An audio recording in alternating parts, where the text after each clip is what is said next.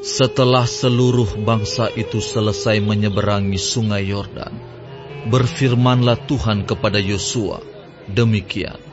Pilihlah dari bangsa itu 12 orang, seorang dari tiap-tiap suku, dan perintahkanlah kepada mereka demikian. Angkatlah 12 batu dari sini, dari tengah-tengah sungai Yordan ini, dari tempat berjejak kaki para imam itu. Bawalah semuanya itu ke seberang, dan letakkanlah di tempat kamu akan bermalam nanti malam. Lalu Yosua memanggil ke-12 orang yang ditetapkannya dari orang Israel itu, seorang dari tiap-tiap suku. Dan Yosua berkata kepada mereka, menyeberanglah di depan tabut Tuhan Allahmu ke tengah-tengah sungai Yordan, dan angkatlah masing-masing sebuah batu ke atas bahumu, menurut bilangan suku orang Israel, supaya ini menjadi tanda di tengah-tengah kamu. Jika anak-anakmu bertanya di kemudian hari, apakah artinya batu-batu ini bagi kamu? Maka haruslah kamu katakan kepada mereka bahwa air sungai Yordan terputus di depan tabut perjanjian Tuhan. Ketika tabut itu menyeberangi sungai Yordan, air sungai Yordan itu terputus. Sebab itu, batu-batu ini akan menjadi tanda peringatan bagi orang Israel untuk selama-lamanya. Maka orang Israel itu melakukan seperti yang diperintahkan Yosua. Mereka mengangkat 12 batu dari tengah-tengah sungai Yordan, seperti yang difirmankan Tuhan kepada Yosua, menurut jumlah suku Israel. Semuanya itu dibawa merekalah ke seberang, ke tempat bermalam, dan diletakkan di situ. Pula Yosua menegakkan 12 batu di tengah-tengah sungai Yordan itu, di tempat bekas berjejak kaki para imam pengangkat tabut perjanjian itu. Batu-batu itu masih ada di sana sampai sekarang. Para imam pengangkat tabut itu tinggal berdiri di tengah-tengah sungai Yordan, sampai selesai dilakukan segala yang diperintahkan Tuhan kepada Yosua, untuk disampaikan kepada bangsa itu, sesuai dengan segala yang diperintahkan Musa kepada Yosua. Maka menyeberanglah bangsa itu dengan cepat-cepat.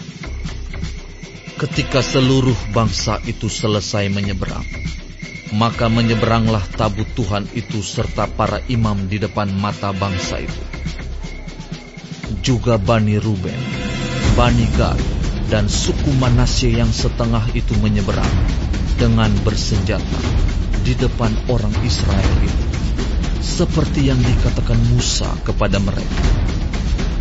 Kira-kira 40.000 orang yang siap untuk berperang menyeberang di hadapan Tuhan ke dataran Yeriko untuk berperang.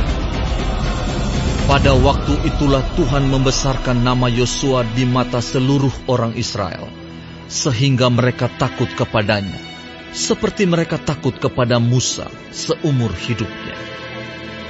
Berfirmanlah Tuhan kepada Yosua, demikian. Perintahkanlah para imam pengangkat tabut hukum Allah itu, supaya naik dari sungai Yordan.